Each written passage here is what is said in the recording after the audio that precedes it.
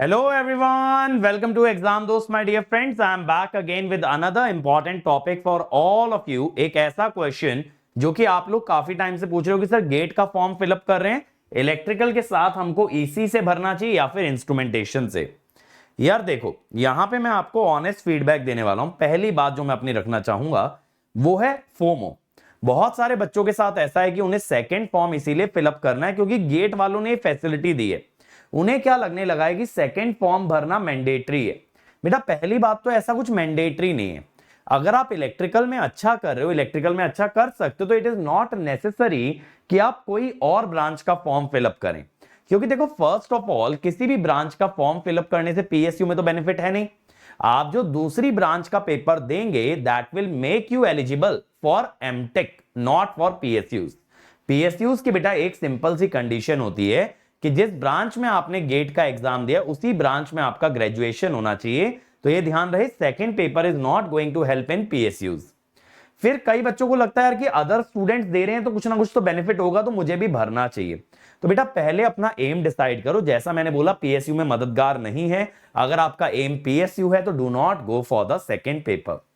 अब कई बच्चों का ये रहता है कि सर हमारा एम तो एमटेक है। बिल्कुल, तो सेकंड पेपर आपके लिए बेनिफिशियल है क्योंकि अगर आपका इलेक्ट्रिकल में थोड़ा एवरेज स्कोर रह जाता है, दूसरे में आप बेटर कर सकते हो। इन सच अ सिनेरियो बेटा आपको एक एमटेक की अच्छी सीट मिल सकती है।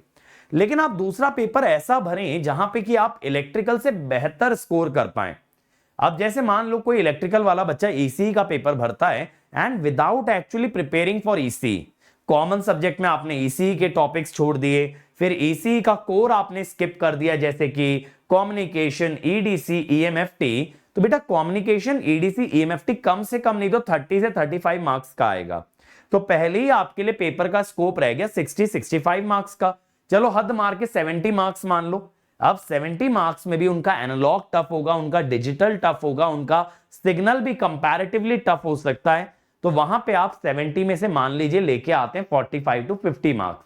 अब इस पे किसी भी टॉप कॉलेज में वीएलएसआई की सीट मिलना बहुत डिफिकल्ट हो जाएगा। इतने कम नंबरों पे आपको एक वीएलएसआई की सीट तो मिल जाएगी, लेकिन एक ऐसे कॉलेज में नहीं मिलेगी जहां से आपके करियर प्रोस्पेक्ट बहुत अच्छे हों। तो ईसी का फॉर्म फिलअप करते हो without actually preparing for EC तो बड़ी प्रॉब्लम हो जाएगी। सेम चीज ये है इलेक्ट्रिकल वालों के लिए। मतलब कि ईसी वाले बच्चे जो ये सोच रहे हैं कि इलेक्ट्रिकल का फॉर्म फिलअप कर दें, भाई पहली बात तो इलेक्ट्रिकल का पेपर डिसेंट स्कोरिंग जाता है, यानी कि 80 के ऊपर बच्चे जाते हैं इलेक्ट्रिकल के पेपर में। उसमें भी 35 मार्क्स के आसपास आपका कोर पूछा जाएगा, कोर पूछा जाएगा, ठीक है। प्लस ईएमएफटी जो इलेक्ट्रिकल का है वो ईसी से डिफरेंट है, वो भी 5 नंबर जोड़ लो, 40 नंबर तो आपके स्कोर में से ऐसे ही हट गए। अब बचे 60 मार्क्स। आप उन 60 मार्क्स के लिए अटेम्प्ट करने जा सकते हो जिसमें आप 50 मार्क्स लेके आ सकते हो, बट 50 मार्क्स पे आपको एक डिसेंट कॉलेज में या एक टॉप कॉलेज में एमटेक सीट मिले, दैट वुड बिकम डिफिकल्ट। इसीलिए मेरा देखो ये मानना है कि दोनों ही ब्रांचेस के लिए जो सेकंड पेपर फीजिबल है दैट इज इंस्ट्रूमेंटेशन। अगर कोई बच्चा ऐसा सोचता है कि without preparing too much extra उसको एक अच्छा रैंक लाना है तो वो आईएन में ला सकता है। कैसे सर? देखो, इलेक्ट्रिकल से आईएन का सिलेबस बहुत ज्यादा सिमिलर है, बस एक्स्ट्रा क्या है, इंडस्ट्रियल इंस्ट्रूमेंटेशन, सेंसर। सेंसर बहुत इजीली तैयार कर सकते हो बेटा एक डिसेंट लेवल पे, हार्डली 10-12 घंटे लगेंगे। बाकी इंस्ट्रूमेंटेशन का कोर आप छोड़ दीजिए, जैसे ऑप्टिकल इंस्ट्रूमेंटेशन, कम्युनिकेशन वाला पार्ट ये छोड़ दीजिए, कोई दिक्कत नहीं है। सेम वे में ईसी वाले बच्चों को एक्स्ट्रा एफर्ट क्या करना पड़ेगा कि ईसी वालों को मेजरमेंट सीखना होगा।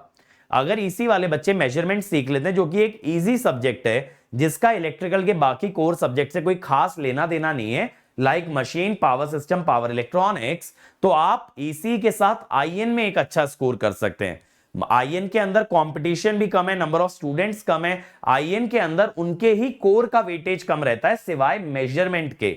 मेजरमेंट और ट्रांसड्यूसर अच्छा आता है, बट मेजरमेंट और ट्रांसड्यूसर आपके लिए एक लो हैंगिंग फ्रूट है जिसको आप इजीली खा सकते हो, इजीली पेड़ से तोड़ सकते हो। व्हाई?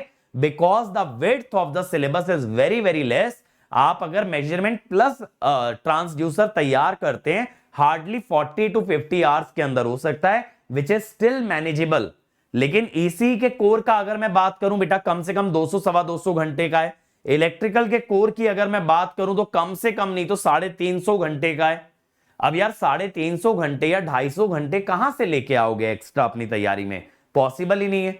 तो यार जस्ट बिकॉज ईसी से वीएलएसआई मिल सकता है, आप उसमें एक घटिया सी रैंक लेकर के आ जाएं और एक एवरेज कॉलेज चले जाएं, उससे बेनिफिट नहीं होगा। याद रहे, वीएलएसआई से भी एमटेक करना है या पावर इलेक्ट्रॉनिक्स से एमटेक करना है तो कम से कम एक ऐसा कॉलेज चुनो जहां कैंपस प्लेसमेंट होता हो, जहां आपके साथ एक ब्रांड नेम जुड़ जाए, जहां आपकी ब्रांड वैल्यू इंक्रीज हो जाए, जहां अगर आप ऑफ कैंपस भी अप्लाई करो तो आपको ज्यादा अपॉर्चुनिटी दी जाए, because you are from IIT और यू आर फ्रॉम आईआईएससी।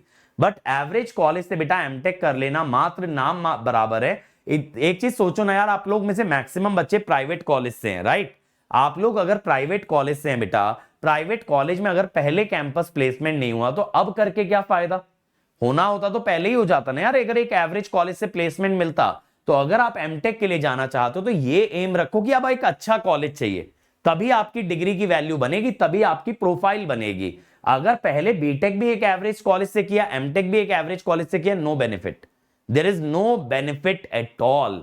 इसीलिए मेरा ये एक रिकमेंडेशन है, आईएन के लिए जाइए। सीएस और डीए तो वैसे भी तैयार नहीं कर पाओगे, कर सकते हो तो ईसी वालों के लिए सीएस या डीए ऑलवेज एक बेटर ऑप्शन है। इलेक्ट्रिकल वाले भी अगर तैयार कर सकते हो, DA is the good option. लेकिन अगर तैयारी नहीं कर सकते हो, अभी इलेक्ट्रिकल से या ईसी से ही जूझ रहे हो, तो your instrumentation paper will be a good choice for you. IN में भी देखो वीएलएसआई की सीटें होती हैं, कम होती हैं। सबसे ज्यादा वीएलएसआई की सीट होती है ईसी में, देन इलेक्ट्रिकल, देन इंस्ट्रूमेंटेशन।